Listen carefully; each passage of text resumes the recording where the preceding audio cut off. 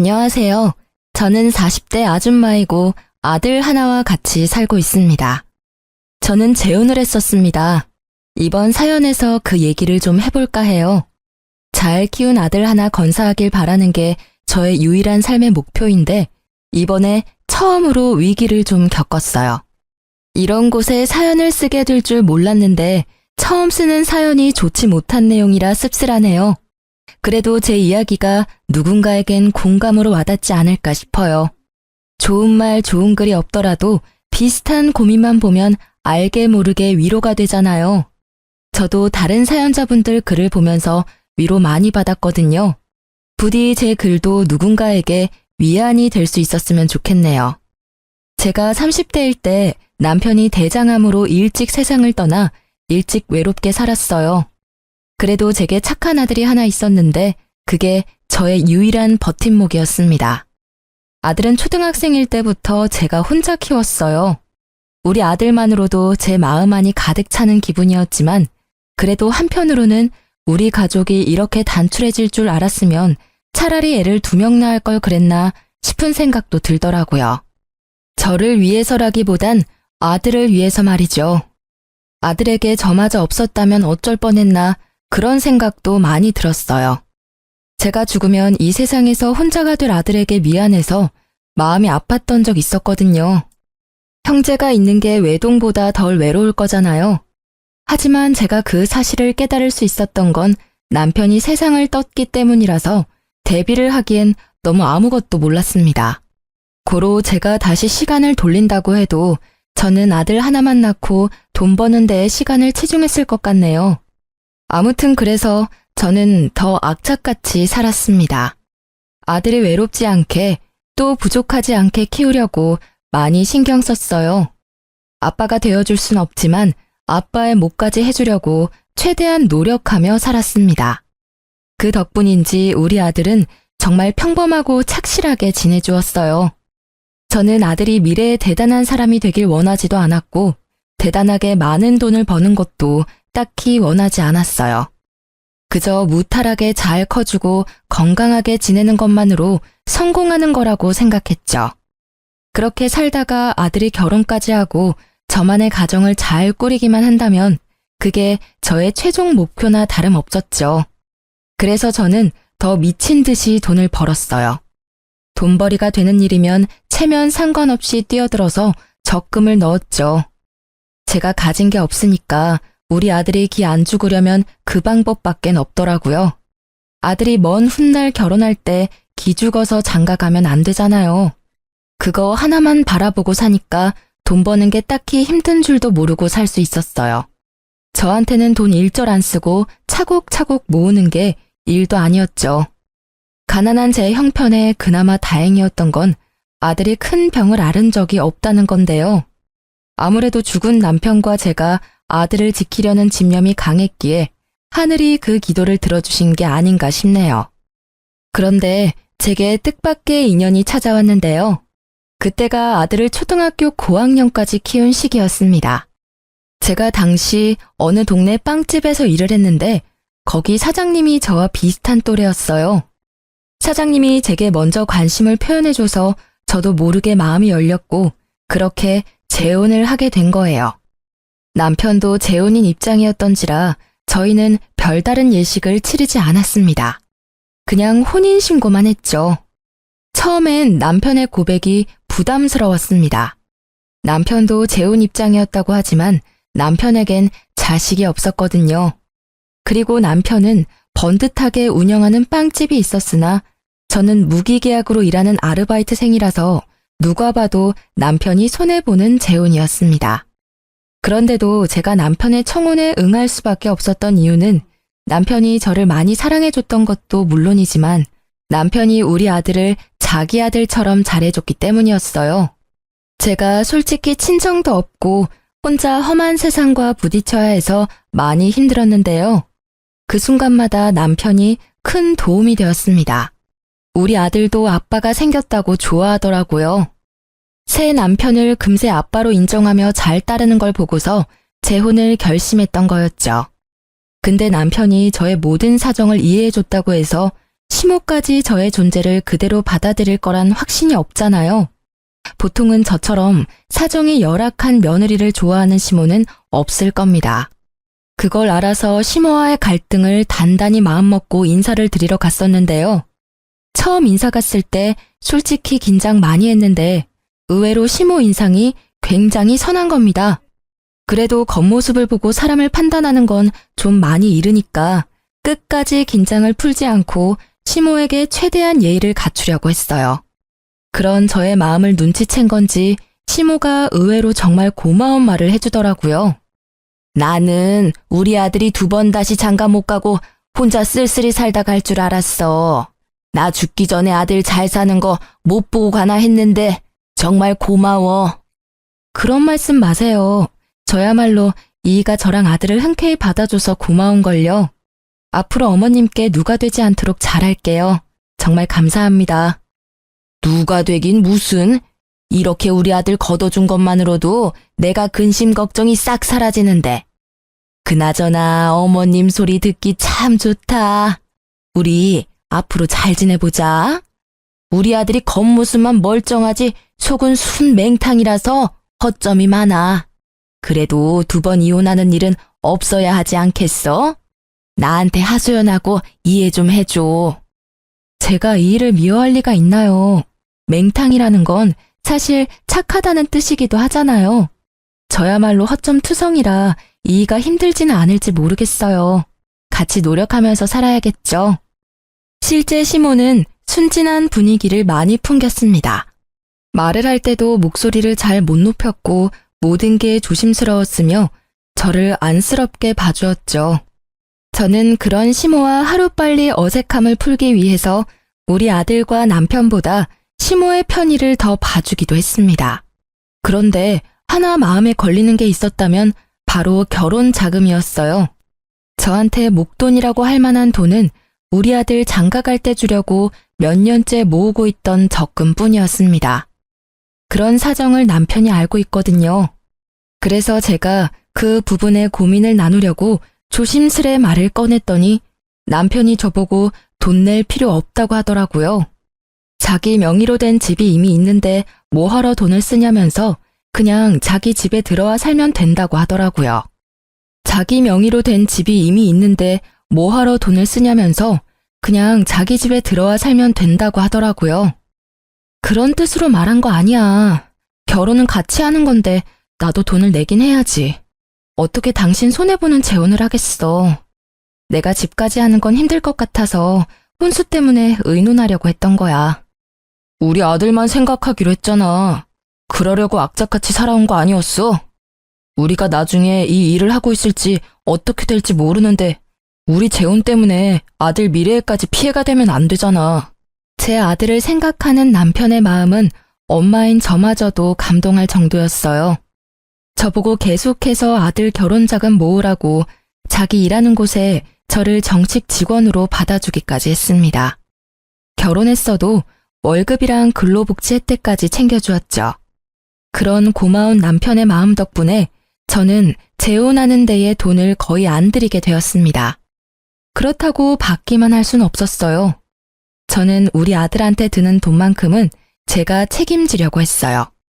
일부러 아들 학교에 필요한 돈이나 개인적인 용돈 등 그런 부분은 남편한테 말조차 안 했습니다. 하지만 남편이 그걸 미리 눈치채고서 저 몰래 아들한테 용돈을 주더라고요. 너무 미안해서 남편과 가게에 단 둘이 있는 시간을 이용해 남편에게 얘기를 한 적도 있었어요. 우리 아들 신경 써줘서 너무 고마운데 애 용돈 안 챙겨줘도 돼. 내가 이미 주고 있는데 뭐하러 2번 줘. 애 버릇 들면 어쩌려고. 버릇 들 만한 애가 아니던데 뭘. 그리고 이젠 내 자식이기도 해. 내가 내 자식한테 용돈 주고 싶다는데 왜 그래? 이러면 나 당신이랑 아들 사이에서 소외받는 것 같단 말이야. 전 남편을 여의고 아들 앞에서 늘 대담한 엄마인 척했지만 사실 저도 사람인지라 늘 무섭고 힘들고 의지할 곳이 필요했거든요.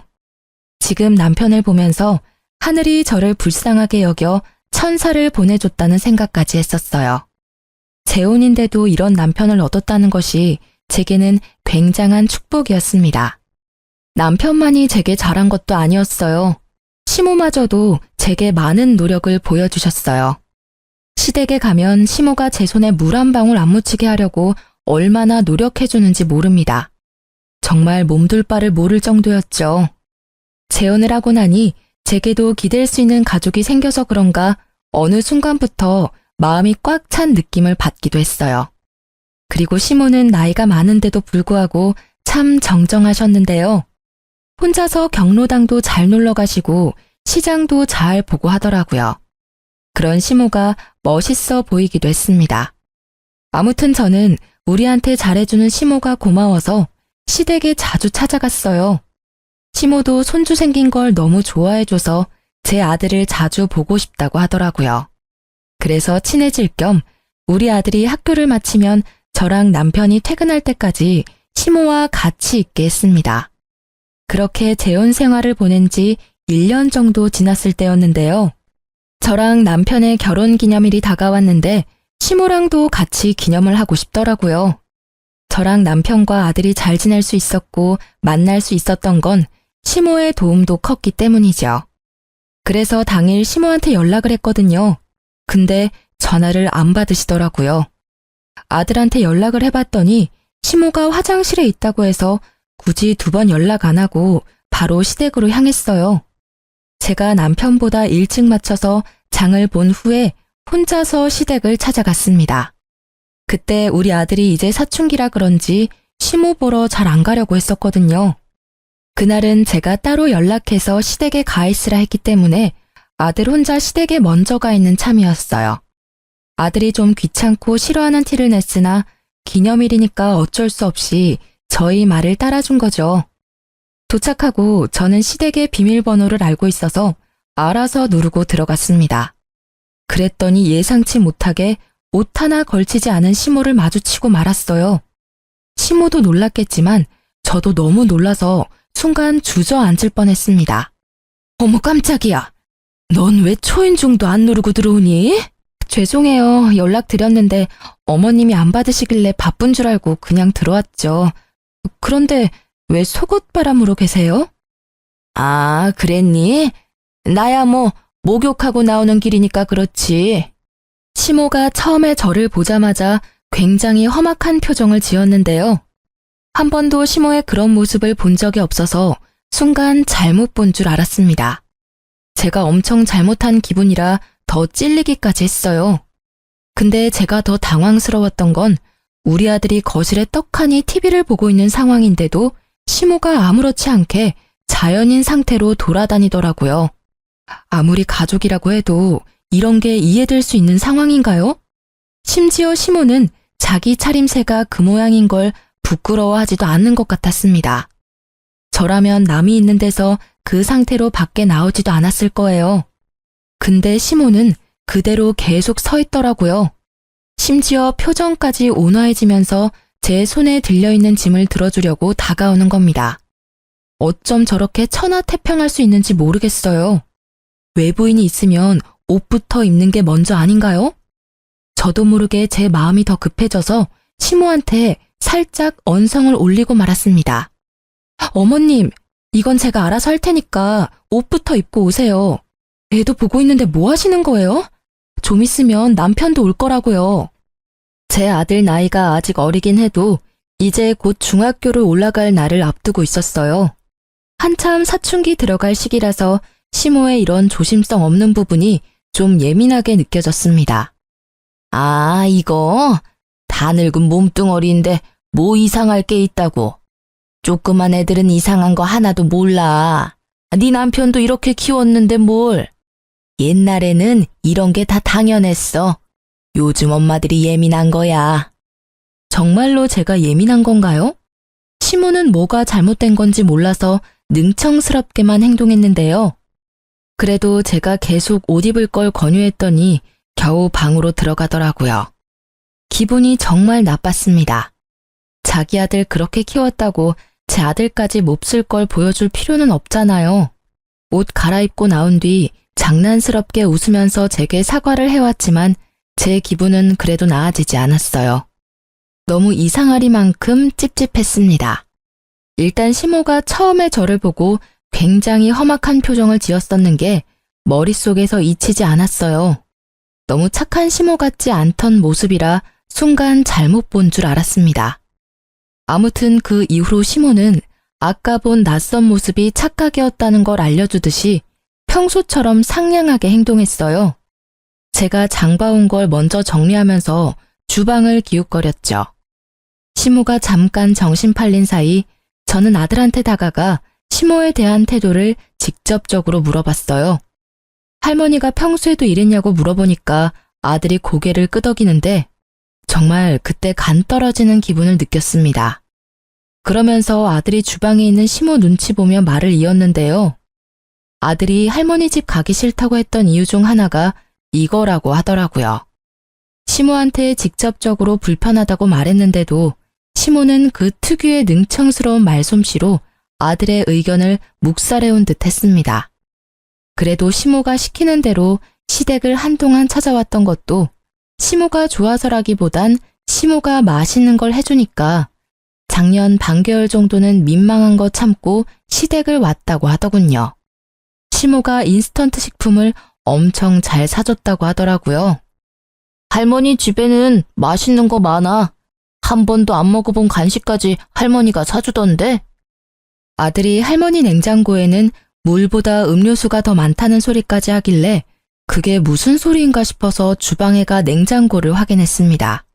그런데 정말로 이런 냉장고가 있을 수 있나 싶었어요. 먹을 거라곤 온통 냉동식품 통조림 빵뿐이었습니다. 확실히 물보다는 아이들이 좋아할 만큼 음료수가 더 많았어요. 그리고 이제 보니 아직 정리되지 않은 쓰레기 쪽에 배달 음식 쓰레기가 정말 많더라고요. 냉동식품뿐만 아니라 우리 아들한테 배달까지 시켜주는 것 같았어요. 자식까지 있는 어른의 집이라고 하기엔 정말 경악스러웠습니다. 그 사이 시모는 제가 장 본 것을 뒤적거리더니 고개를 절레절레 저으며 한 소리 했어요. 애가 있는데 겨우 소고기만 사왔어? 애들은 이런 거 잘 안 먹을 텐데. 이러면 애들 성장 속도가 느려진다고. 애들이 밥 숟가락을 안 드는데 어디 키가 크겠어? 대체 저게 무슨 말인지 시모는 애초에 제 대답을 들을 생각으로 묻는 게 아니었습니다. 이미 자기만의 답을 정해놓고 아들한테 직접 물어봤어요. 시모가 우리 아들한테 피자 먹겠냐고 권유를 했는데 그 뉘앙스가 한두 번이 아니라는 게 느껴지더라고요. 그때 아들은 고민하다가 제 눈치를 보더니 고개를 절레절레 저었습니다. 그러니까 시모가 그 사실을 눈치채고 저한테 잔소리를 하는 거예요. 애들은 먹고 싶은 거 먹으면서 커야 돼. 나중에 어른 돼서는 이런저런 이유 때문에 더 못 먹어. 당연히 가끔씩 먹죠. 근데 아무래도 기름지고 몸에 안 좋으니까 너무 자주 먹는 건 좀 그렇잖아요. 말 들어보니까 엊그제도 피자 먹었다고 하던데요. 너 생각보다 팍팍한 타입이구나. 애가 스트레스 받겠네. 너무 그렇게 간섭하고 살면 나중에 애한테 원성 들어. 시모가 무슨 생각으로 그런 소리를 하는지는 알아요. 한참 어린 손자라고 생각하니까 뭐든 다 사주고 싶고 먹이고 싶겠죠. 하지만 그게 잘못된 방식이라면 부모 되는 입장에서 상당히 곤란하잖아요. 솔직히 말하자면 제 교육 방식과 많이 달라서 좀 마음에 안 들었습니다. 게다가 시모가 아들 문제로 저한테 이래라 저래라 참견할 줄도 몰랐어요. 그런데 그게 시모의 이상한 고집으로 이어질 거란 생각도 못했습니다. 시모는 무슨 옥이라도 생긴 건지 그날 저와 약간의 신경전 이후 적극적으로 제 아들한테 참견하기 시작했어요. 마치 저한테서 자기 손주를 해방시켜 주려는 듯 행동을 취했습니다. 제가 자리만 비우면 시모가 아들한테 제 험담 비슷한 걸 했어요. 엄마가 이런 거 못하게 하지? 이 할머니 집에 오면 얼마든지 할 수 있고 놀 수 있고 먹을 수 있어. 다른 애들은 다 그렇게 사는데 내가 보기엔 네 엄마가 너무 팍팍한 것 같아. 이러면 친구들 사이에서도 뒤처지지 않아? 저희 아들이 말을 많이 하는 걸 안 좋아하는데 시모가 계속 아들한테 말을 시키면서 아이한테 나쁜 영향을 끼치더라고요. 그래서 웬만하면 제가 아들에게 굳이 시댁 가보라고 시키지 않았어요. 아들도 오히려 편해하더라고요. 시모가 저한테 전화해서 아들 얘기를 해도 친구랑 놀러가서 집에 없다고 말하며 시모와의 약속을 피하게 만들었어요. 그렇게 지내는 게 불편했지만 그래도 아들이 시모랑 같이 있는 것보단 나았습니다. 그러던 어느 날이었어요. 아들이랑 단둘이 있는 시간에 남편이 택배를 한가득 챙겨오는 겁니다. 엄마가 괜히 외식하는데 돈 쓰지 말고 집에서 해 먹으라네. 아들이 좋아하는 걸로만 골랐대. 엄마도 참 손자 사랑이 넘쳐. 남편이 들고 온 건 전부 다 냉동식품이었습니다. 그걸 보니까 한숨이 나오더라고요. 심지어 남편은 한참 크고 있는 아들의 영양 섭취는 생각도 안 하는 건지 삼시세끼 냉동식품 먹으면 식사 준비도 안 힘들고 좋겠다고 하는 거예요. 저는 시모가 자리에 없는 김에 그제야 남편한테 시모에 대한 불만을 얘기했어요. 해야 할 것 같았습니다. 아무래도 애랑 어머님이랑 거리를 좀 둬야 할 것 같아. 어머님이 생각보다 애 앞에서 너무 조심성이 없더라. 애랑 같이 있는데도 옷을 입지를 않으셨대. 무슨 자연인처럼. 그리고 작년까지만 해도 어머님이 우리 애 매일 봐줬잖아. 그때 매 끼를 인스턴트만 먹였대. 그게 왜? 엄마는 그냥 손주가 이뻐서 표현하는 건데. 원래 할머니들이 그런 거야. 다른 집은 매질하는 할머니도 있다는데 맛있는 거 사주는 할머니면 완전 100점짜리 아니야? 그 마음은 알지. 근데 방식이 잘못됐잖아. 우리 아들 이제 사춘기라서 어머님처럼 조심성 없는 태도로 대하면 점점 예민해질 거라고. 걱정하지 마. 아무 문제 없어. 나도 그렇게 자랐는데 당신 나랑 결혼할 때만 해도 전혀 몰랐잖아. 예민한 건 당신이 더 예민한 것 같은데 요즘 왜 그래? 그래도 남편은 이해를 해줄 거라 믿었는데 제 말을 전혀 못 알아듣는 듯 했습니다. 남편은 말이 안 통하고 시모는 계속 애한테 안 좋은 영향만 주니 결국 저 혼자서 조치를 취해야 했어요. 할 수 없이 저는 아들이 시댁에 절대 가지 못하도록 학원 보내는 걸로 방법을 취했습니다. 정말 다행히도 아들 학원 덕분에 시모랑 아들 만나는 횟수가 대폭 줄어들었어요. 그러자 시모가 불만이 쌓였는지 다른 수를 쓰기 시작했는데요. 이젠 직접 우리 집을 찾아오기 시작한 겁니다.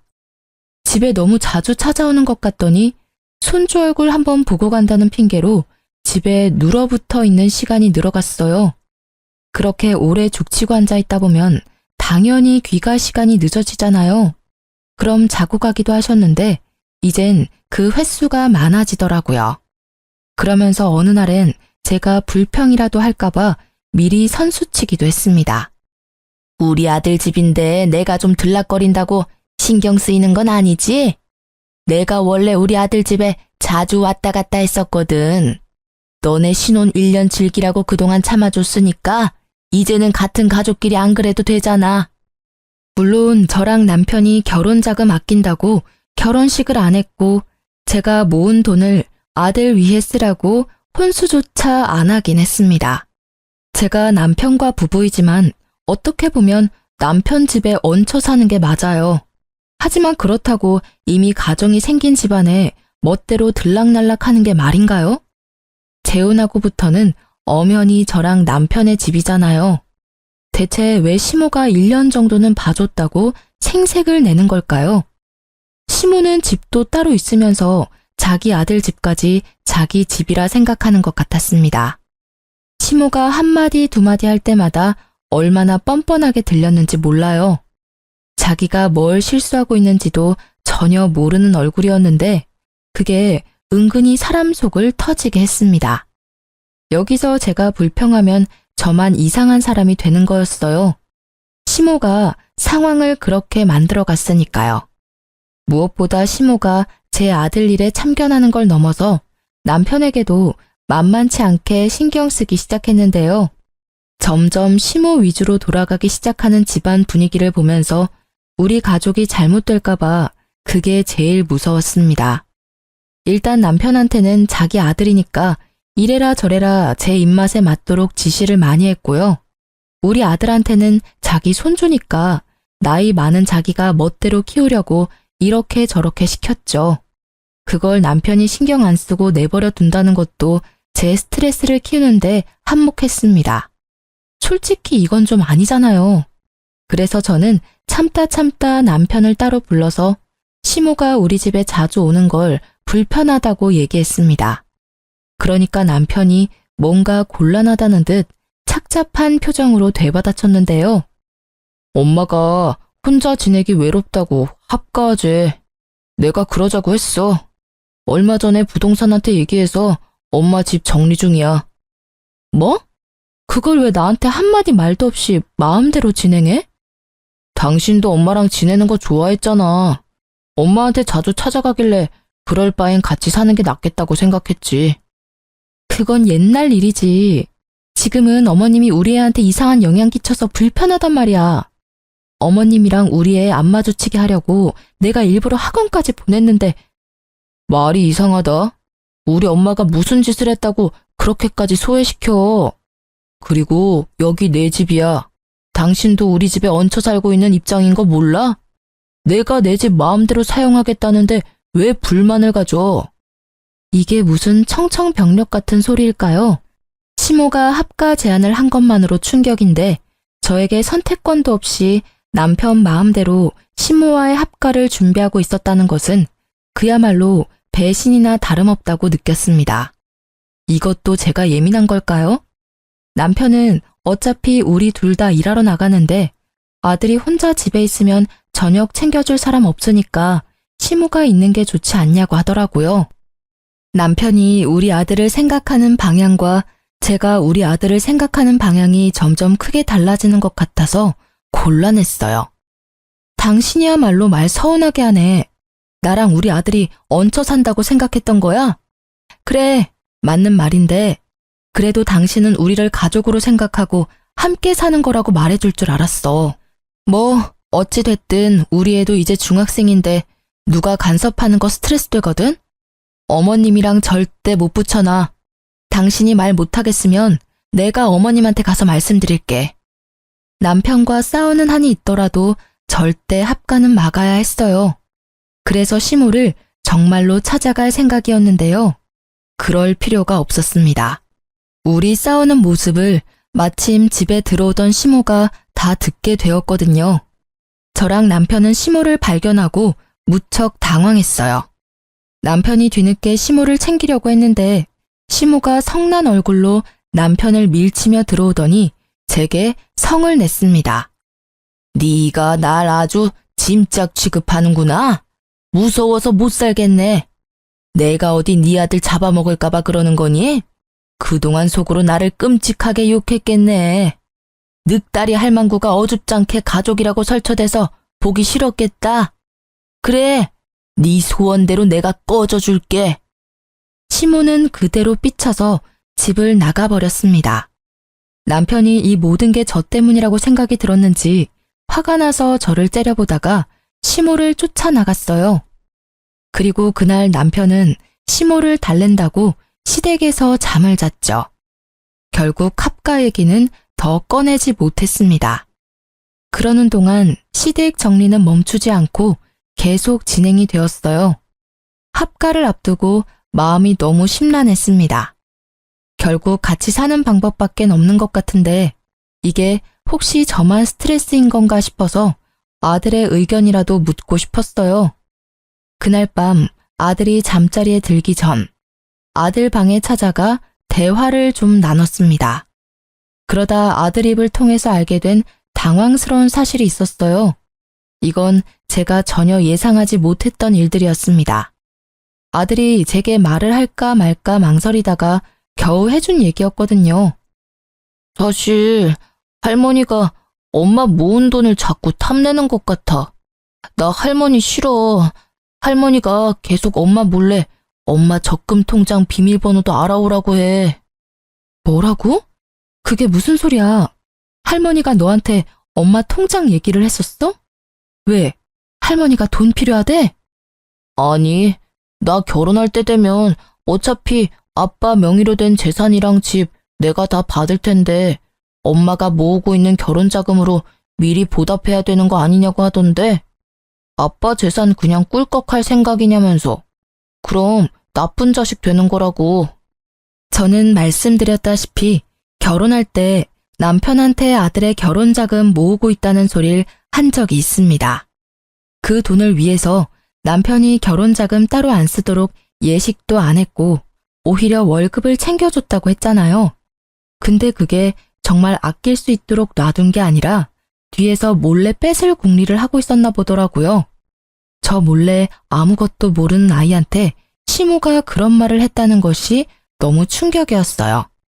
더 놀라웠던 건 아들이 시모가 그 말을 할 때 아빠가 옆에 있었다는 말도 하는 겁니다. 아빠가 엄마한테 말하지 말래. 안 그럼 엄마 쫓아낸다고 했어. 나중에 아빠가 때 되면 직접 말한다길래 계속 비밀로 하고 있었지. 이제 중학생이 될 나이긴 했지만 그래도 한참 어린 초등학생인데 어떻게 애한테 이런 협박을 할 수가 있답니까? 그것도 가족이란 사람들이 말이죠.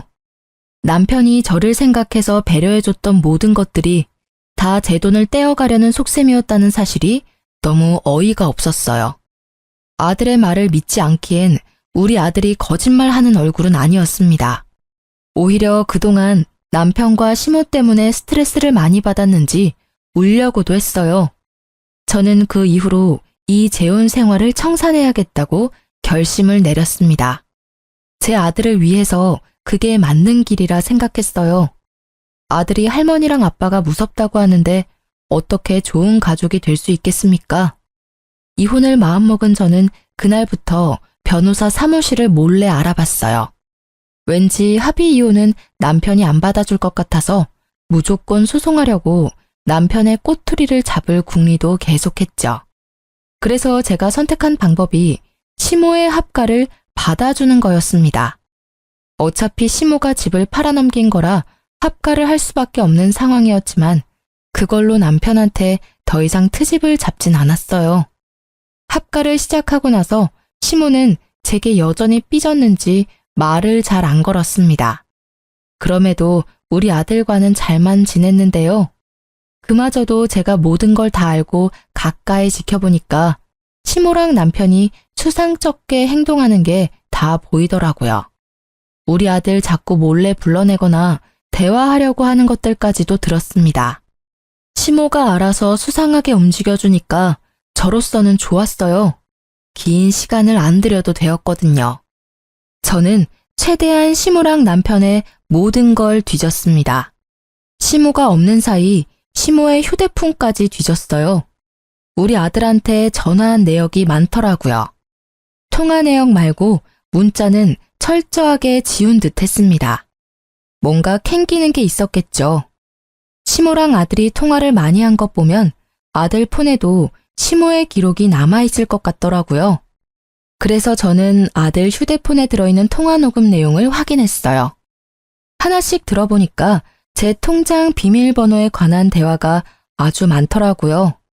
게다가 남편까지 아들한테 할머니가 시키는 거 했냐고 일일이 확인하고 있었습니다.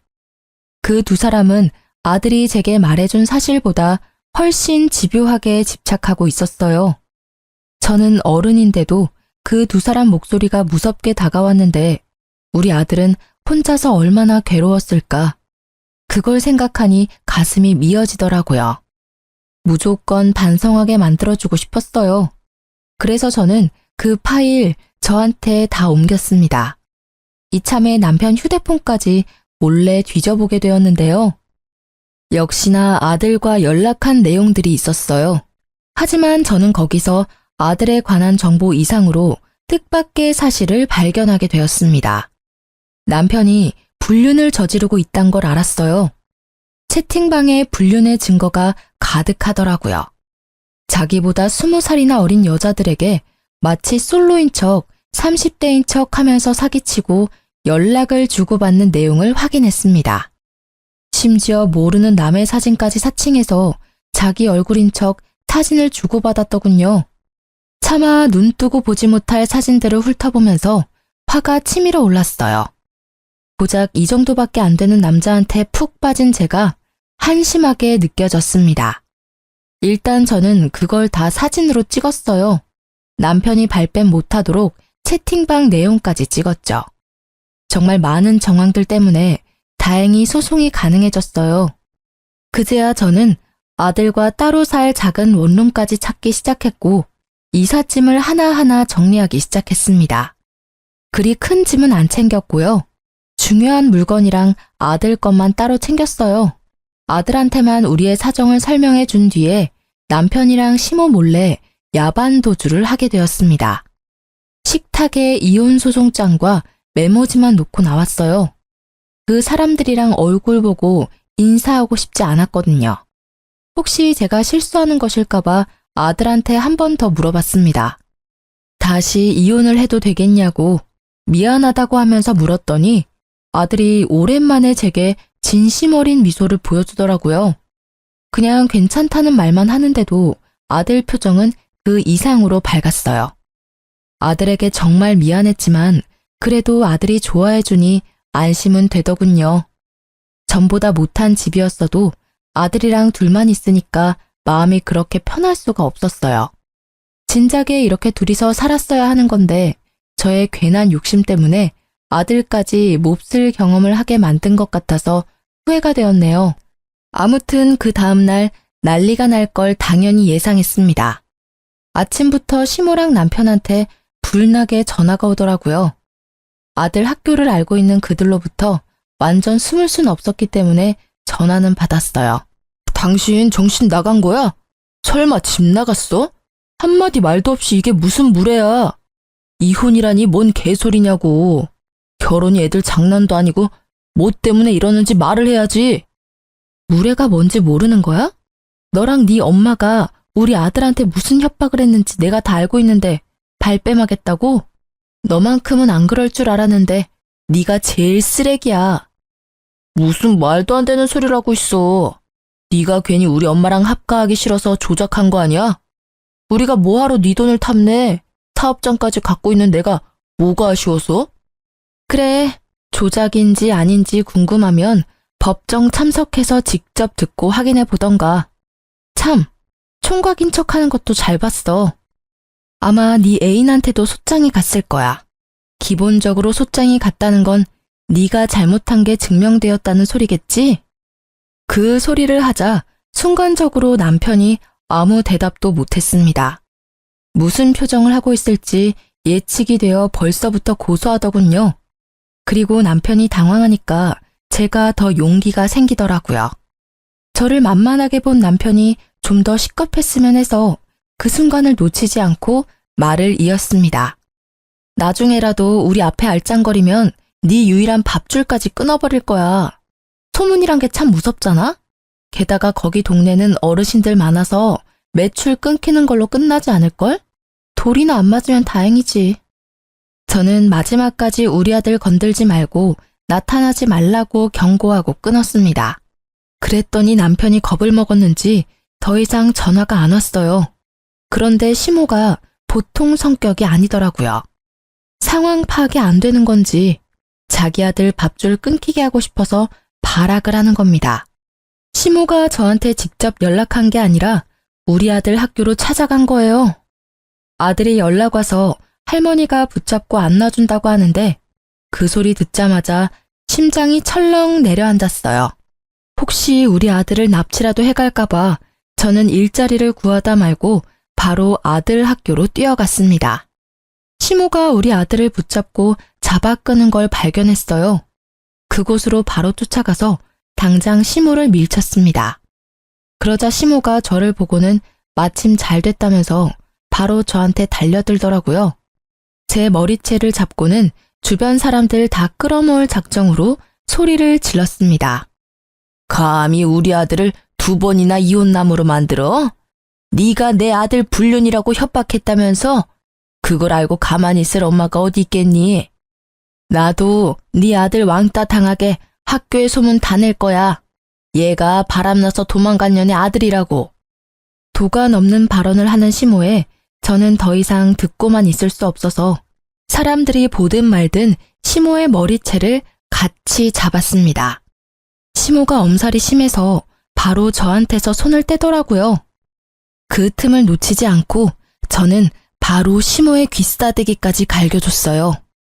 내가 그쪽 아들한테 분명 우리 앞에 나타나지 말라고 경고했을 텐데 전달 못 받았나 봐요. 그렇다면 다시 똑똑히 말해줘야겠다. 이제부터 그쪽은 아들 앞길 막는 엄마가 되는 거예요. 엄마 때문에 아들 인생 제대로 쪽나면 아들이 어떻게 나올까 궁금하네요. 이 싹수 없는 것이 감히 어른한테 손찌검을 해? 돈도 없는 거지 주제에 네가 해봤자 뭘 할 수 있다고 난리야. 나라고 가만히 있을 것 같아? 너 사람 잘못 건드렸어. 네, 그럼 어디 해보세요. 어느 누가 더 망가질지 해보면 알겠네요. 저 지금부터 그쪽 아들 인생 제대로 박살내줄 건데 이건 다 그쪽 탓인 거예요? 그대로 아들을 데리고 집으로 돌아온 저는 그날 이후 남편 동네에 직접 찾아가서 빵집 사장이 불륜을 저질러서 이혼 소송 당했다는 사실을 마구마구 퍼뜨렸습니다. 어르신들에게 손수 증거 사진까지 보여주면서 입소문 퍼뜨렸어요. 역시나 말하기 좋아하는 어르신들 덕분에 여기저기 입소문이 터졌습니다. 어르신들은 남편 빵집에 굳이 찾아가서 침을 뱉고 쌍욕하고 손가락질을 했어요. 남편 빵집에서 샀던 빵을 더럽다고 도로 돌려주는 어르신들도 있었습니다. 사실을 모르던 남편은 속수무책 당할 수밖에 없었어요. 빵집 이미지가 제대로 망가져서 남편 가게 매출은 뚝뚝 떨어졌고 남편이 그냥 거리만 지나가도 쓰레기를 쳐맞는 수준이 되었습니다. 남편은 이렇게 일을 만든 것이 저뿐이라고 생각했는지 저한테 전화가 왔더라고요. 이혼해 주겠다잖아. 이건 약속이랑 다르지. 당신 때문에 동네에서 고개를 못 들고 다닌다고. 어떻게 한 입으로 두 말을 할 수가 있어? 내가 너한테 뭔 짓을 했다고. 넌 아무 짓 안 했지. 네 엄마한테 물어봐. 네 엄마가 갈 때까지 가보자는 식으로 나오길래 나도 갈 때까지 가주겠다고 약속했을 뿐이야. 우리 아들 학교 찾아와서 매달리는 건 진짜 아니잖아. 원망하고 싶으면 네 엄마를 탓해야 될 거야. 아마 남편이 시모한테 가서 엄청나게 따졌을 겁니다. 그럼 시모가 제 탓으로 화살을 돌리면서 변명을 하겠죠. 결국엔 두 사이의 갈등이 산불처럼 불어나서 멀어질 거예요. 제가 진정으로 원하는 결말이네요. 아쉽게도 결말을 두 눈으로 확인하진 못했어요. 두 사람이 급하게 이사를 가는 바람에 그 뒤로는 어찌 사는지 모르거든요. 아마 둘 다 나이가 많아서 새 출발하기는 좀 많이 어려울 겁니다. 그들과 반대로 저는 재산 분할 소송까지 해서 남편 명의로 된 집값까지 조금 얻을 수 있었어요. 작은 원룸에 단기 계약으로 들어가 있었는데 그 기간이 끝나면 전세로 집 하나 구할 수 있을 것 같아요. 현재 아직 단기 계약 원룸에서 지내고 있습니다. 다음 달이면 계약 만기인데 아들 방 하나, 제 방 하나 있는 곳으로 미리 찾아놨어요. 지금 우리 아들이 중학교 입학을 앞두고 있거든요. 집을 그 주변으로 찾아놨는데 우리 계약이 만기될 때까지 자리가 있었으면 좋겠네요. 글을 쓰면서 재혼을 해버린 제 자신을 다시 한번 반성하게 되었습니다. 정말 좋은 시간이었어요. 누군가에게 위로의 말을 듣는 것보다 이렇게 글 쓰는 것만으로도 마음의 정리가 될 줄은 몰랐네요.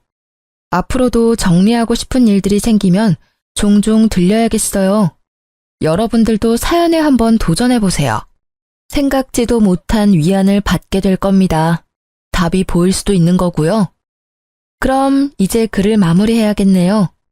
들어주신 여러분들 좋은 밤 되시고 시간 내주셔서 고맙습니다.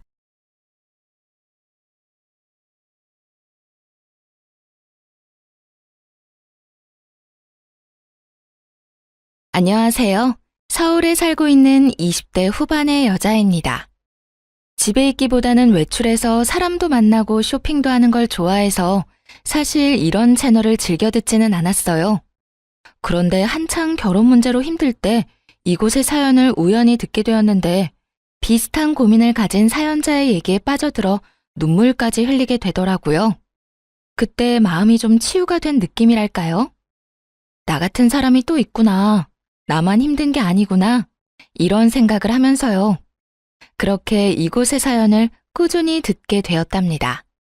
그러다 보니 벌써 그 남자와 헤어진 지 1년 가까이 흘렀네요. 이제 마음의 상처도 많이 아문 것 같아요. 이 채널에서 받았던 위로를 다른 분들께도 드리고 싶어서 용기 내 사연을 써봅니다.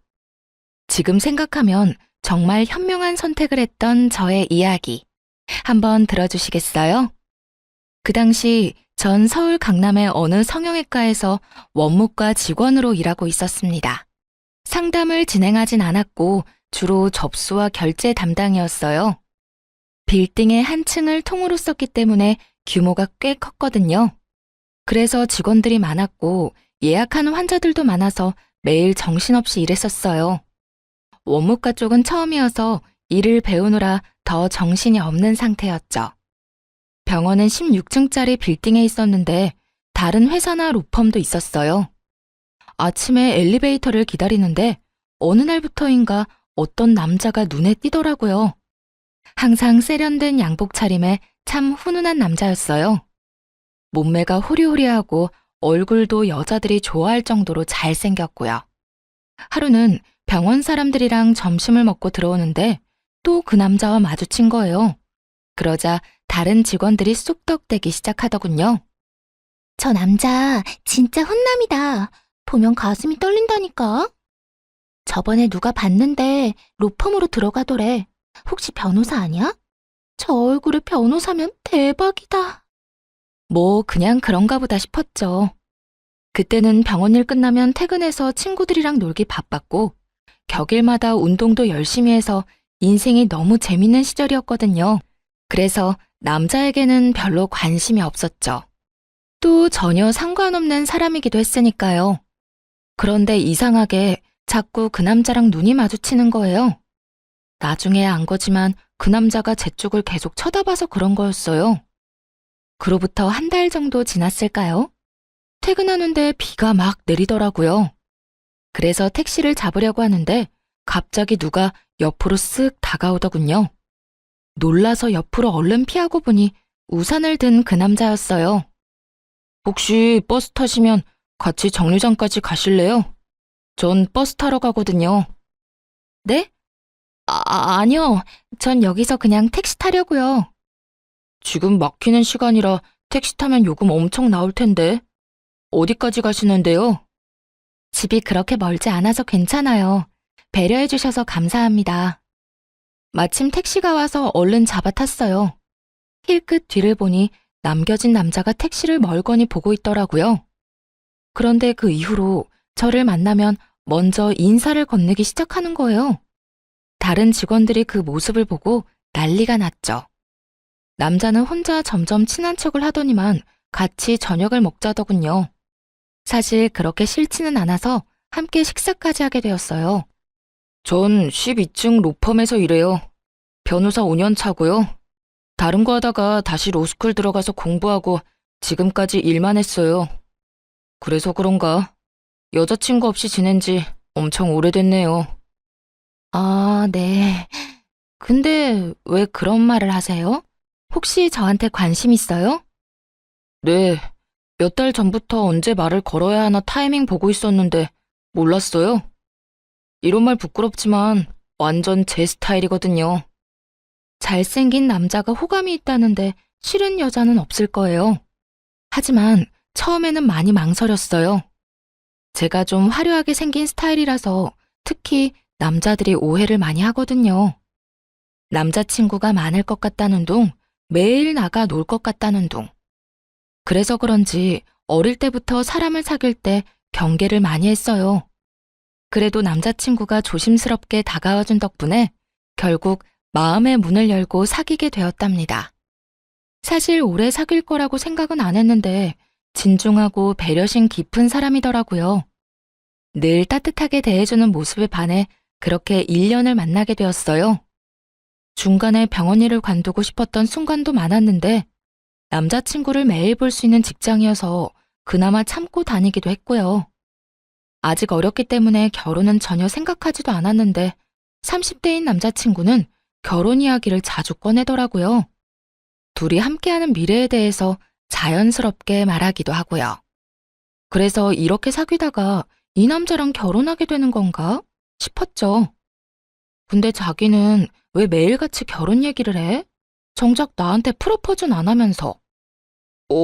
자기도 결혼 생각하고 있어? 난 자기가 어리니까 기다리고 있었지. 사실 빨리 결혼해서 얼른 둘이 살고 싶어. 결혼이 무슨 소꿉장난도 아니고 준비할 게 많잖아.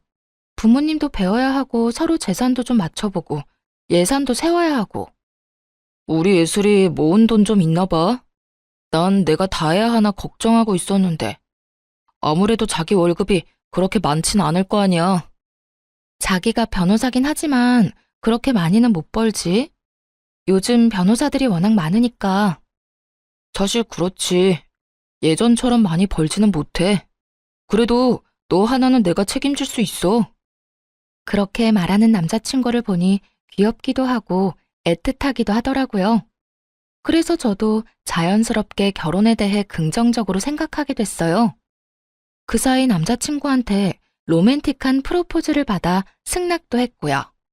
앞으로 사랑하는 남자와 결혼해서 꽃길만 걸을 거라는 설렘으로 가득 차 있었죠. 지금 생각하면 참 어린애 같았지만요. 그러던 어느 날 남자친구가 심각하게 자기 집 얘기를 꺼내는 거예요. 나는 사실 엄마랑 둘이 살고 있어. 아버지가 나 대학생 때 갑자기 병으로 돌아가셔서 엄마가 우울증에 걸리셨거든. 로스쿨 다니느라 집도 팔아서 더 작은 집으로 이사 갔고, 그나마 내가 변호사가 돼서 다행이지. 우리 엄마 그거 하나 보고 사셔. 그러셨구나. 난 그냥 평범한 집에서 자랐어. 자기한테 그런 아픔이 있는 줄 몰랐네. 그래도 이렇게 변호사까지 되고 대단한 거야, 정말. 저기, 내가 엄마한테 자기에 대해 말씀드려봤거든? 여자친구 있다고. 결혼 생각한다고 하니까 직업이랑 집안을 바로 물으시더라고.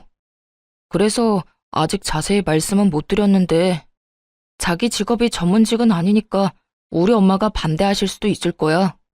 어쩌면 좀 모질게 구실 수도 있고. 그래? 좀 걱정되긴 한다. 난 자기 어머님이 반대하시면 억지로 결혼할 마음은 없어. 자기 너무 냉정하게 말한다. 난 엄마를 어떻게 설득할지 고민하느라 머리가 터질 것 같은데. 저기, 나를 사랑하면 엄마가 모질게 대하더라도 좀 참아줄 수 없을까? 사실 자기가 공부 열심히 해서 좋은 직업 가졌으면 이런 걱정 안 했을 테니까. 남자친구가 이렇게 말하는데 좀 어이가 없더라고요. 병원에서 접수하는 일을 한다고 엄청 하찮게 여기는 느낌이었죠. 나에 대해 많이 아는 것도 아니면서 말이에요. 사실 남자친구에게 집안에 대한 작은 비밀을 숨기고 있었는데 그냥 다 말해버릴까 하다가 아직 때가 아닌 것 같아 입을 다물었어요. 어릴 때부터 주변 사람들한테 우리 집 얘기는 절대 안 했거든요. 친구들한테도 그냥 평범하게 산다고만 하고 이러쿵저러쿵 말한 적도 없어요. 남들한테 쓸데없는 말 하지 말라고 부모님이 항상 신신당부하셔서 그렇게 됐죠. 일단은 말을 아끼고 다시 만남을 이어가던 어느 날이었어요. 먼저 퇴근하고 건물 입구 앞에서 남자친구를 기다렸죠. 때마침 남자친구가 나오길래 인사하는데 어떤 중년 여자가 툭 치고 가는 거예요. 게다가 남자친구 이름을 크게 부르면서요. 한눈에 봐도 남자친구 엄마라는 걸 알 수 있었어요. 남자친구도 놀랐는지 제 쪽을 휙 쳐다보더라고요.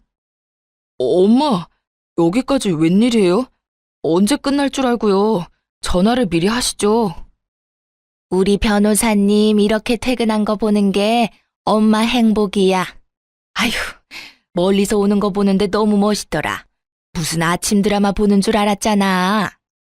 아, 진짜 그만하세요. 민망하네. 엄마, 이쪽은 이예슬이에요. 내 여자친구. 이렇게 갑자기 만나서 좀 그렇다. 정식으로 날 잡아서 만나야 하는데. 응? 그러게. 그건 그렇고 여기까지 왔는데 엄마랑 같이 집으로 가줄 거지? 그러더니 남자친구 엄마가 팔짱을 딱 끼고는 남자친구를 끌고 가려고 하더라고요. 남자친구는 당황하면서 저를 쳐다봤고요. 근데 오늘 예슬이랑 선약이 있는데? 그러니까 연락을 먼저 하셨어야죠. 아님 이렇게 된 거 우리 셋이서 저녁 먹을까요? 맨날 밖에서 밥 먹는 애가 또 무슨 외식을 한다 그래? 내가 너 좋아하는 제육볶음 맛있게 해놨는데. 그럼 난 먼저 갈게. 내일 보면 되지. 어머님, 다음에 뵙고 정식으로 인사드릴게요. 그런데 진짜 너무 웃겼던 게 뭔지 아시나요? 남자친구 엄마는 저를 한 번도 안 쳐다봤고 마치 없는 사람 취급했다는 거예요. 당연히 인사도 받아주지 않았죠. 제 존재 자체를 그냥 신경도 안 쓰고 지나쳐버리더라고요. 저에 대해 당연히 알고 있었을 텐데 완전히 무시하는 태도를 보니 화가 나더군요. 결국 남자친구는 미안한 표정을 지으면서 지네 엄마한테 끌려갔고요. 말도 제대로 못하는 모습에 좀 정이 떨어졌어요. 그래서 일부러 다음 날까지 연락을 받지 않았네요. 엄청 미안했는지 병원 문 앞까지 찾아와서 기다리고 있더라고요. 자기야, 어젠 진짜 미안했어. 전화 안 받아서 내가 얼마나 걱정했는 줄 알아? 어머님이 나를 어떻게 생각하는지 아주 잘 알겠던데. 그래도 그렇지 사람을 앞에 두고 어떻게 그렇게 모르는 척을 하셔? 그러게 말이야. 나도 집에 가는 길에 엄청 뭐라고 했어. 우리 엄마가 원래 그런 분이 아닌데 진짜 미안해. 어제 나 처음 보신 거잖아. 뭐라고 하셔? 자기한텐 솔직하게 말하셨을 거 아니야. 숨기지 말고 말해봐. 뭐 별로 좋은 얘기는 안 하셨어.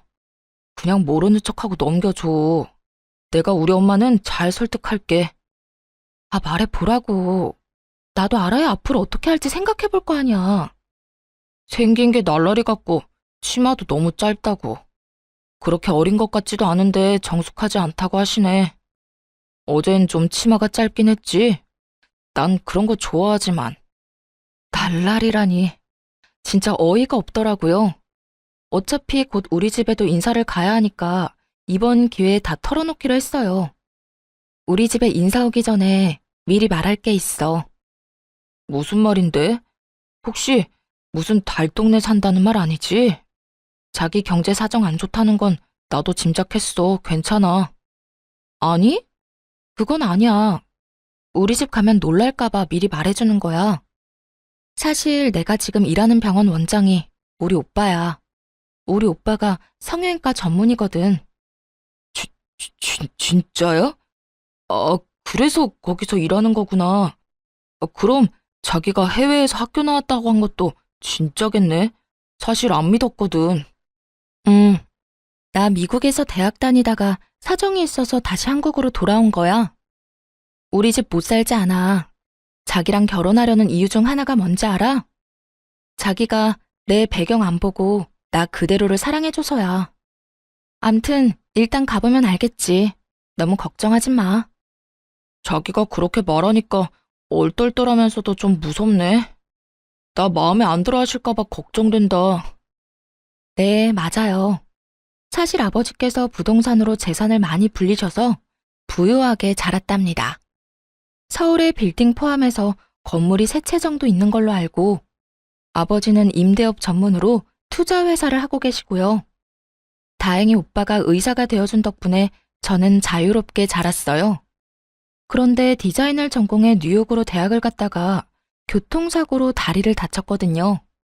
그래서 어쩔 수 없이 졸업을 못하고 귀국하게 된 거였답니다. 공부를 못하게 되니까 미래도 불투명해져서 심적으로 정말 힘든 시기였어요. 방황도 많이 해서 부모님 속도 많이 썩였죠. 방에만 처박혀 있으니까 보다 못한 부모님이 끌어내서 일을 시키신 거였어요. 오빠 병원에서 아르바이트라도 하라면서요. 확실히 규칙적인 일상을 보내고 사람들이랑 대화도 하니까 많이 건강해졌어요. 거기다 남자친구를 만나게 되면서 더욱 생기가 생기고 웃음도 많아져서 그런지 부모님도 벌써부터 남자친구를 좋게 생각하고 계시더라고요. 그래서 용기 내서 남자친구랑 집에 간다고 말씀드릴 수 있었죠. 드디어 우리 집에 인사하러 오는 날이 되었어요. 집을 본 남자친구가 말을 잃고 벙쪄 있더라고요. 여기가 자기 집이란 말이야? 그 뉴스에 나오는 강남에서도 비싼 펜트하우스잖아. 나 이런 데 처음 들어와 봐. 집으로 들어가니 부모님이 반갑게 맞아주셨고 같이 저녁을 먹었죠. 남자친구 집안에 대한 얘기는 거의 안 했어요. 아버지가 홀어머니 얘기를 들으시곤 한동안 아무 말도 안 하시더라고요. 아버지를 설득할 자신은 있었지만 은근히 걱정됐죠. 자네에 비해서 우리 딸이 아직 많이 어려. 그래서 난 사실 결혼시키고 싶지는 않네. 근데 우리 딸이 남자를 소개시켜준 게 처음이란 말이야. 또 어려운 집안 사정에도 변호사까지 된 자네가 대단하다고 생각하네. 예슬이 네가 잘 살 자신 있으면 엄마도 반대하진 않아. 근데 결혼이라는 건 정말 신중하게 결정해야 돼. 너희만 같이 사는 게 아니라 가족과 가족이 만나는 거야. 아버님, 어머님, 저를 믿어주십시오. 제가 예슬이에 비해 정말 부족한 것 잘 알고 있습니다. 그래도 온 힘을 다해서 예슬이 행복하게 해주겠습니다. 우리는 예슬이 정말 부족한 거 없이 키웠네. 근데 자네랑 결혼하면 고생하지는 않을까 걱정되는 건 사실이야. 지금 연봉이 그렇게 많지는 않은 것 같은데 앞으로 포부가 어떻게 되나? 네. 지금 다니는 로펌에서 3년은 더 일을 배울 생각입니다. 어디에 소속되면 변호사도 어떻게 보면 그냥 월급쟁이 아닌가. 지금 그 로펌 내년에 다른 데로 이전한다고 하던데 좀 도와줄 테니 그냥 자네가 로펌을 하나 차리는 게 어떤가? 괜찮은 변호사들 데려다가 덩치 키우면 되지. 비즈니스가 별게 아니야. 다 그렇게 시작하는 거지. 그 말을 듣고 남자친구 얼굴이 환하게 밝아지는 게 눈에 보이더라고요. 월급쟁이로 살다가 아버지가 로펌을 하나 차리게 도와주신다니 얼마나 놀랐겠어요. 우리 집에서 나와서도 흥분을 감추지 못하더군요. 아버님이 진짜 통이 엄청 크시다. 로펌을 차려주신다니. 자기를 만난 게 내 인생의 기적이야. 그동안 힘들게 살았는데 그래서 하느님이 자기 같은 귀인을 만나게 해주셨나 봐. 너무 앞서 나가지는 마. 내년 이후의 일이잖아. 지금은 우리 결혼 준비가 더 중요한 거 아니겠어? 그래서 말인데 우리 집에 대한 얘기는 자기 어머님한테 말 안 했으면 좋겠어. 왜 말을 하지 마? 우리 엄마 엄청 좋아하실 텐데.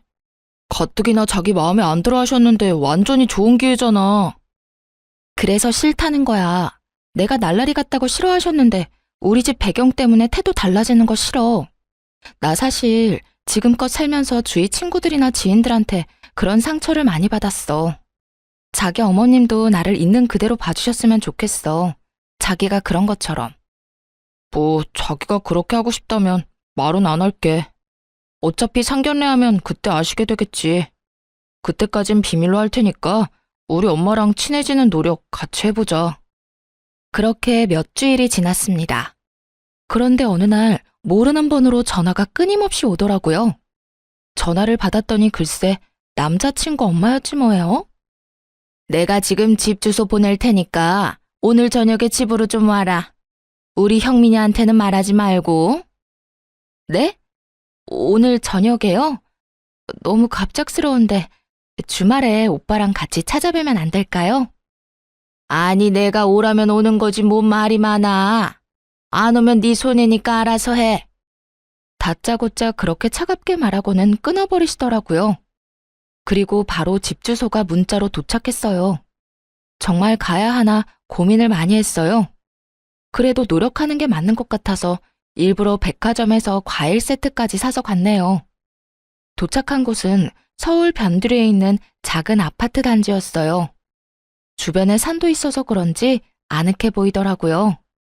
초인종을 누르자 얼마 안 있다가 예비 시모가 문을 확 열어젖혔어요. 그리고 말도 없이 휙 들어가 버리길래 순간 당황했지만 우선 안으로 들어갔어요. 뭘 그렇게 두리번거려? 설마 서울 아파트 처음 보는 건 아니지?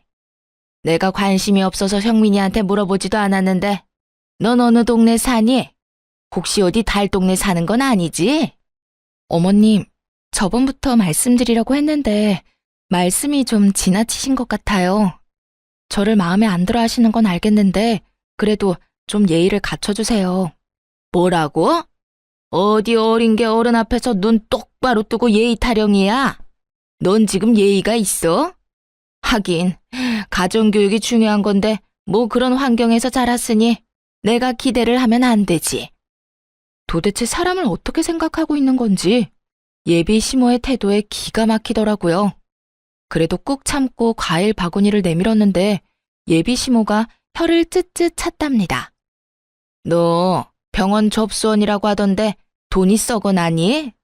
이게 얼마나 비싼데 이렇게 척척 싸와? 이런 것만 봐도 네 머리가 얼마나 텅텅 비었는지 알겠다. 어머님께서 과일 좋아하신다고 해서 일부러 멀리까지 가서 사온 거예요. 그냥 맛있게 드셔주세요. 그렇게 많이 안 비싸요. 아이고, 이게 안 비싸다고? 네 수입이 뻔한데 낭비가 너무 심한 거 아니니? 데이트할 때 우리 아들 돈 다 털어먹는 거 아니야? 힘들게 돈 벌어서 뭔 짓인지. 저 오빠랑 데이트 비용 반반씩 내거든요. 마음에 안 드신다고 해도 왜 그렇게 절 대하시는지 잘 모르겠네요. 저는 그냥 어머님이랑 친해지고 싶어서 온 거예요. 우리 아들 구워 삶은 것도 모자라서 나도 어떻게 해보려고? 어림도 없지. 그래, 우리 아들이랑 그렇게 결혼하고 싶으면 오늘 저녁 좀 차려봐. 내가 우리 아들 밥 하나는 참 잘해 먹였어. 너랑 결혼했다가 라면만 먹게 할 순 없으니까 요리 솜씨가 어떤지 좀 보자. 만약 제대로 못하면 절대 우리 아들이랑 결혼 못할 줄 알아. 저 말 들으니 진짜 기가 막히더라고요. 저요, 여태껏 밥 한 번 안 하고 자랐어요. 자랑하는 게 아니라 항상 집에 도우미 아주머니가 계셨거든요. 앞으로도 청소며 요리에 매달릴 생각 없었고요. 그리고 결혼하면 둘이서 알아서 밥 차려 먹고 잘 살 텐데 예비 시모가 말하는 것을 들으니 무슨 노예를 구하는 것 같았죠. 저는 결혼해도 일할 거예요. 집에서도 요리해 본 적 없고요. 부모님도 저한테 밥 차리라고 말씀하신 적 없어요. 무슨 며느리 뽑는 선발전 하는 것도 아니고 밥 못하면 결혼 못한다고 말씀하시는 게 너무 어이가 없네요. 저 그만 가볼게요. 이거 말하는 꼬락서니 좀 봐. 야, 너 거기 안 서? 나가기만 해봐. 당장 부엌으로 들어가. 예비 시모의 눈이 갑자기 휙 돌더니만 제 목덜미를 잡아채더군요. 그러고는 주방으로 막 끌고 가기 시작했어요. 순간 너무 무서웠죠. 내가 우리 아들을 어떻게 변호사로 만들었는데 니까짓 게 뭔데? 가진 게 없고 이뤄놓은 것도 없으면 뭘 해줄 수 있는지 보여줘야 하는 거 아니야? 집에서 우리 아들 수발 잘 들고 밥이라도 잘해야 할 거 아니야? 예비 시모를 확 밀치며 말했어요. 이게 무슨 짓이에요? 사람 죽일 일 있어요? 그쪽 아들이랑 결혼 안 하면 되죠? 당장 헤어져 줄게요. 이제 만족하세요? 비켜요. 그대로 달려서 현관문으로 갔죠. 눈물이 하염없이 나고 목은 너무 아프고 살면서 이런 일은 처음이었어요. 그때 정말 짠 것처럼 남자친구가 들어오더군요. 제 얼굴을 보고는 깜짝 놀라 자기 엄마한테 무섭게 소리치기 시작했어요.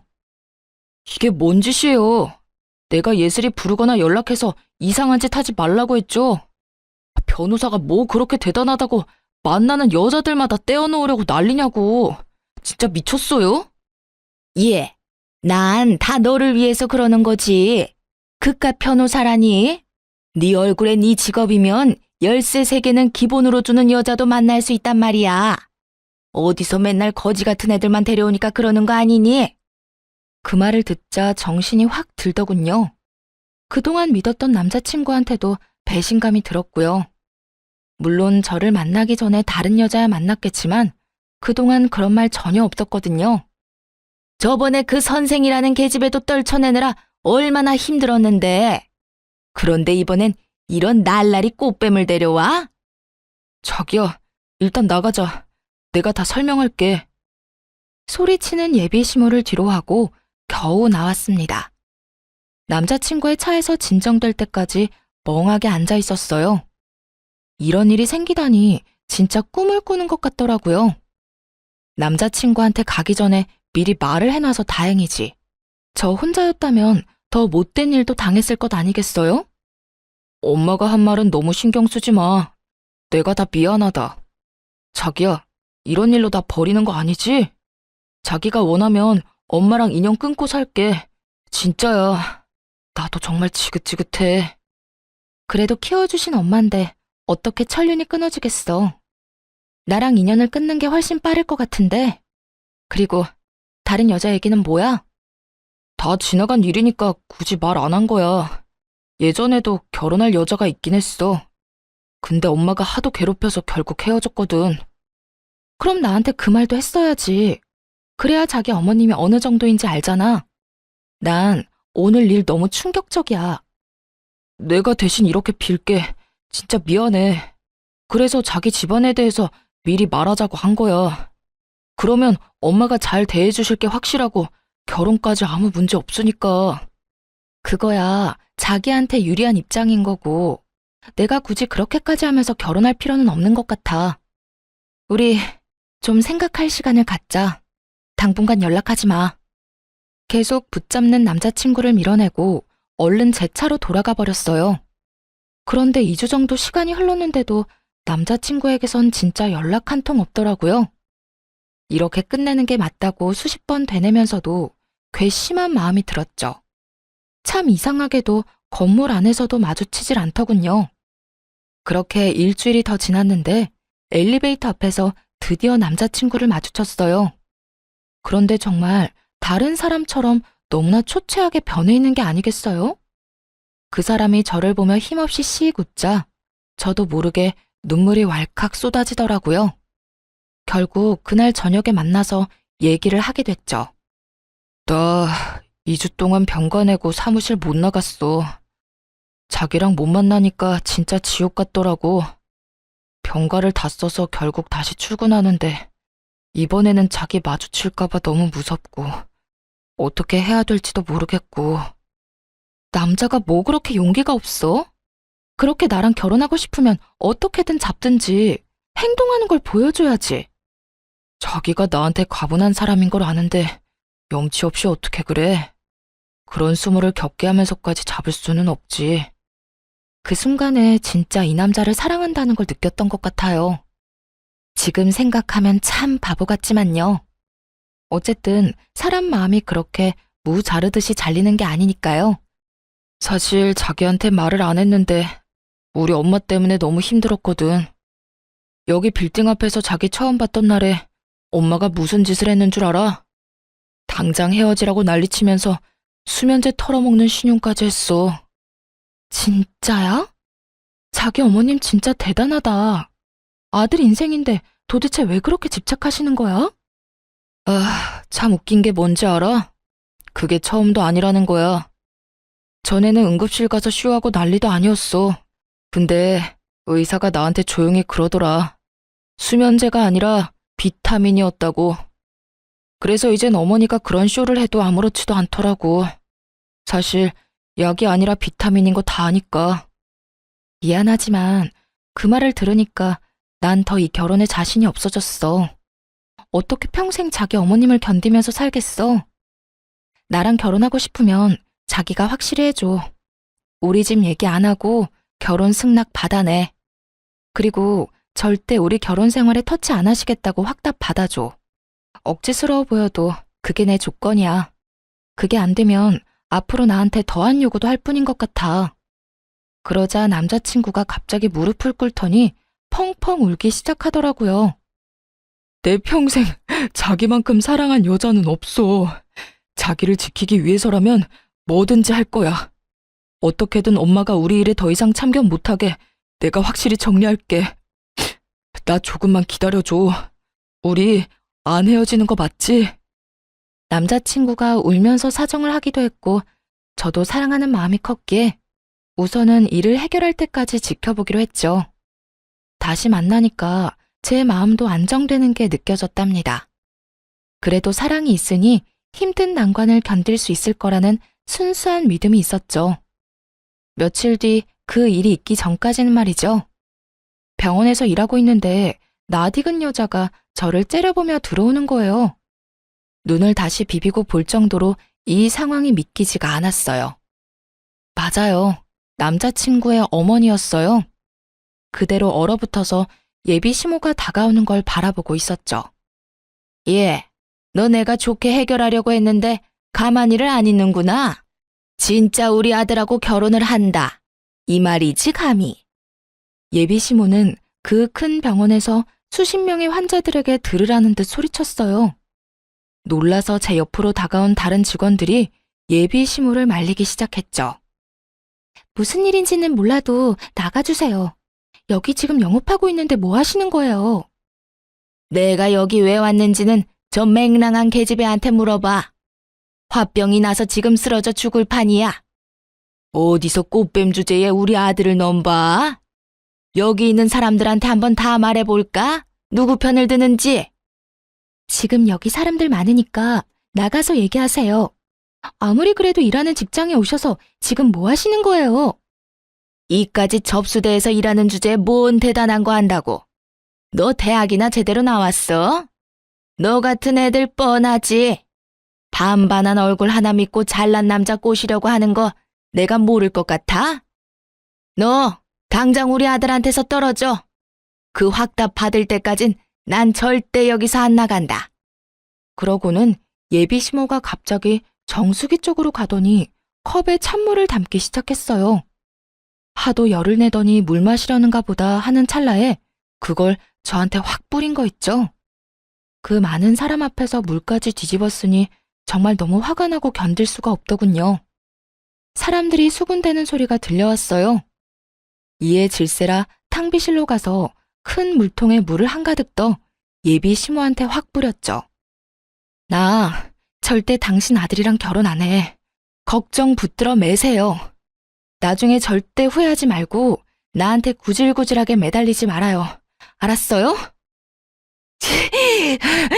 이게 진짜 미친년이네. 감히 나한테 물을 뿌려? 내가 너한테 매달린다고? 지나가던 개가 웃겠다. 너나 지금 네가 한 말 꼭 지켜. 우리 아들 앞에 다시 나타나지 마. 밖에서 한바탕 소동이 일어나니 당연히 진료실 안까지 그 소리가 다 들렸겠죠. 진료를 보던 오빠가 나오더니 놀라서 얼른 저한테 달려왔어요. 이게 지금 다 무슨 일이야? 누가 진료 중인 병원에 와서 이런 짓을 하는 거야? 예슬아, 뭔 일이야? 설마 그 아줌마야? 오빠의 목소리를 들으니 갑자기 서러움이 몰려와서 눈물이 나더라고요. 6살 위인 오빠가 저를 어릴 때부터 엄청 귀여워했거든요. 처음에 고백받았다고 했을 때 병원이랑 로펌이 같은 건물에 있다 보니 오빠가 다른 사람들 통해서 남자친구에 대해 알아봐 주기도 했고요. 사귀는 것도 오빠한테 제일 먼저 말했고 남자친구랑 같이 식사도 몇 번 했어요. 예비 시모에 대해서도 유일하게 알고 있는 사람이 우리 오빠였답니다. 그 집에서 큰일을 당하고 왔을 때 오빠가 엄청 화내면서 당장 헤어지라고 해서 그 후에 다시 남자친구를 만나는 것도 말 못했었어요. 그런데 오빠 병원에서 이런 일이 생겼으니 정말 너무 민망해서 미치겠더군요. 아줌마, 남의 병원에 와서 영업 방해 기물 파손에 뭐 하는 짓이에요? 아들이 변호사라면서 법에 대해 잘 모르시나 보네. 지금 당장 고소당하고 싶어요?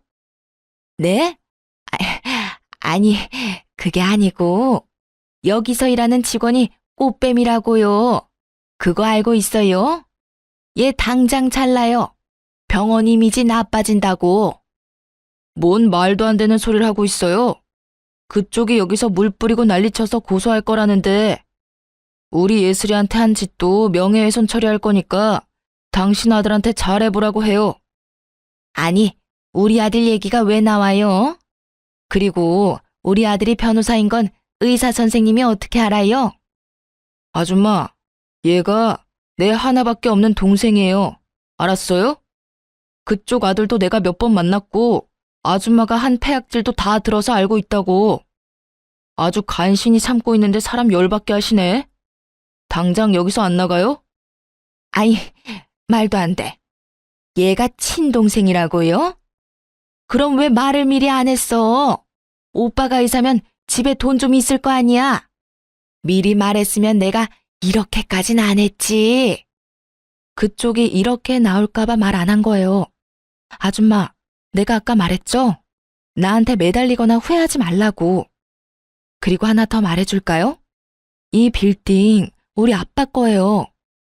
너네 아버지 빌딩이라고? 아니, 그게 진짜야? 그럴 리가 없는데.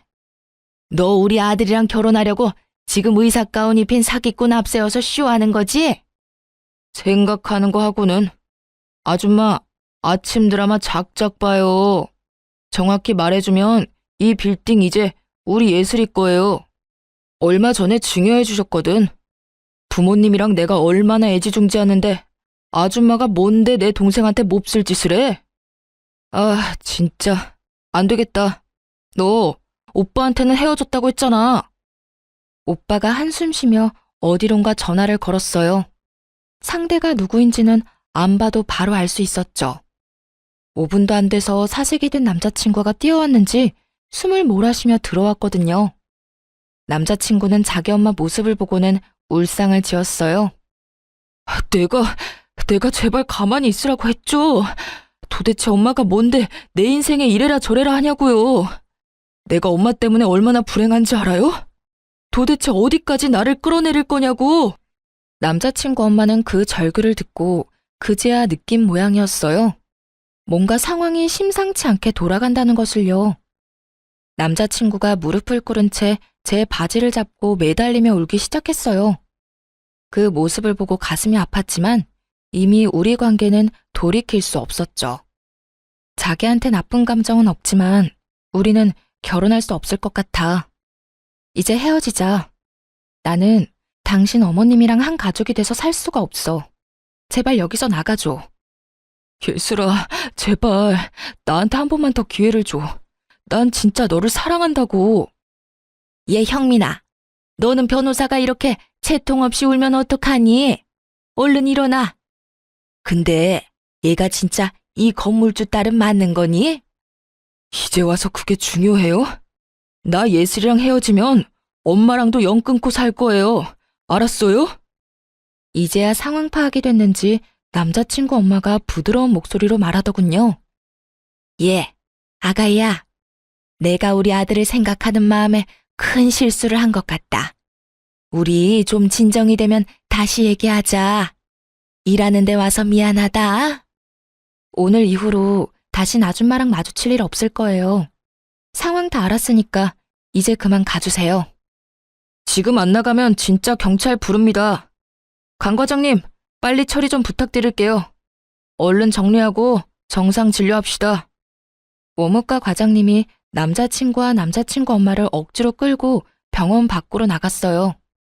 오빠랑 직원들한테 이 일을 어떻게 설명해야 하나 정신이 아찔한데 문 밖에서 남자친구 엄마의 목소리만 또렷이 들려오더군요. 원무과 과장님한테 글쎄 뭐라고 했는지 아시나요? 근데 진짜 제가 이 건물주 딸 맞아요? 저 의사 동생이 맞고요? 저 의사가 여기 원장 맞아요? 예, 불러 들어온 복을 아주 뻥 차셨네요.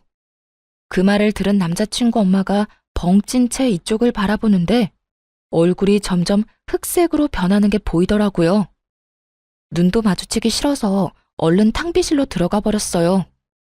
30분쯤 지나고 오빠가 집으로 그만 가라고 해서 그 길로 퇴근했답니다. 그 이후로 남자친구 연락도 그냥 차단해버렸어요. 괜히 연락하고 변명을 들으면 미련 때문에 나쁜 선택을 할 것 같아서요. 오빠가 핸드폰 검사까지 하면서 완전히 뜯어말리기도 했고요. 한동안 남자친구 엄마가 다시 찾아올까봐 병원에 가지 않았는데 오빠도 아예 그만 일하는 게 좋겠다고 하더라고요. 그래서 짐도 챙겨오고 직원들에게 사과도 할 겸 마지막으로 병원에 갔죠. 그런데 어쩐지 쎄하더라니. 빌딩 앞에서 남자친구 엄마랑 딱 마주쳤지 뭐예요. 저를 발견하자마자 막 달려오더군요. 진짜 무슨 공포영화처럼 너무 무서워서 뒷걸음질까지 쳤네요. 그러더니 무턱대고 앞에서 무릎을 꿇었어요. 잠을 한숨도 못 잔 것처럼 머리는 엉망이고 옷도 엉망이고 말이죠. 아가야, 제발 나 좀 한 번만 봐주렴. 정말 미안하다. 우리 아들 한 번만 받아주면 내가 앞으로 네 앞에서 납작 엎드려서 살게. 응? 내가 우리 아들 일이라면 앞뒤 안 가리는 경향이 좀 있어. 잠깐 미쳤었나 봐, 아가야. 다 끝난 마당에 소름 끼치게 무슨 아가? 난 아줌마 얼굴 보는 것만으로도 끔찍해요. 내가 말하지 않았어요?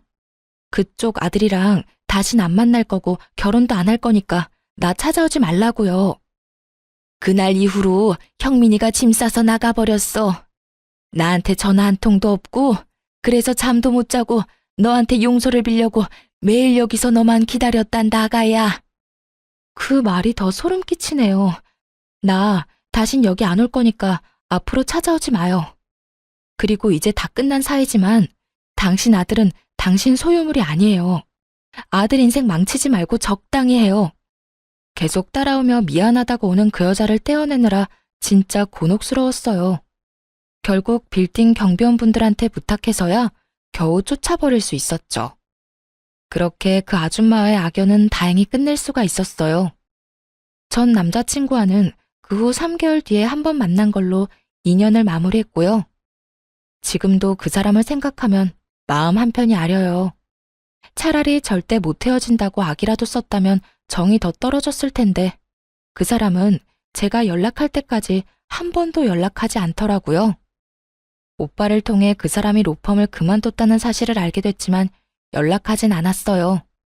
그런데 어느 날 그 사람에게서 메시지가 왔더군요. 물론 바보 같은 건 알지만 그래도 한 번 만나서 마무리를 짓고 싶더라고요. 자주 가던 공원에서 만나서 어색하게 얘기를 이어나갔죠. 우리 엄마가 병원 앞에서 매일 너 기다렸단 소리 들었어. 정말 미안해. 내가 알아서 해결했어야 했는데. 우리 엄마 아직도 나한테 별 미친 소리를 매일같이 하고 있어. 너 잡으라고 돈 많은 며느리 놓쳐서 평생 제정신으로 못 살겠다고. 나도 병원 오래 안 나갔다가 딱 한 번 갔어. 매일 기다리고 있는 줄은 몰랐지 뭐. 이제 다 끝난 일이야. 예슬아, 너무 미안해서 차마 돌아오라는 말은 하지 못하겠어. 근데 진짜 내 욕심으로 한 번만 다시 잡고 싶다. 나 엄마 집에서 나와서 혼자 살고 있어. 평생 엄마 안 보고 산다고 해도 나한텐 기회가 없을까? 나도 오빠한테 나쁜 감정은 없어. 그래서 더 힘들어. 부모님한테 제대로 말도 못하고 그냥 헤어졌다고만 했지만 나도 진짜 힘들다고. 근데 나는 오빠 어머님 얼굴을 다신 볼 자신이 없어. 영 끊겠다고 하지만 오빠랑 있는 동안은 어찌됐든 소식을 듣게 될 거잖아. 난 오빠보다 내 인생이 더 중요해. 그래, 잘 알고 있어. 마지막으로 나도 욕심 부려본 거야. 앞으로 좋은 사람 만나서 행복하게 살아. 그 사람과의 인연은 그렇게 끝이 났답니다. 저는 공부를 다시 하기 위해 곧바로 준비해서 다시 미국으로 유학을 떠났어요.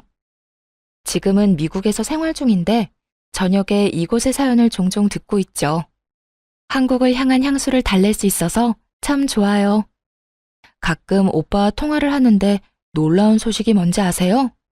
그 아줌마가 아직도 빌딩 근처를 돌아다니는 것 같다고 하더라고요. 진짜 정신이 이상해진 거 아닐까 싶어요.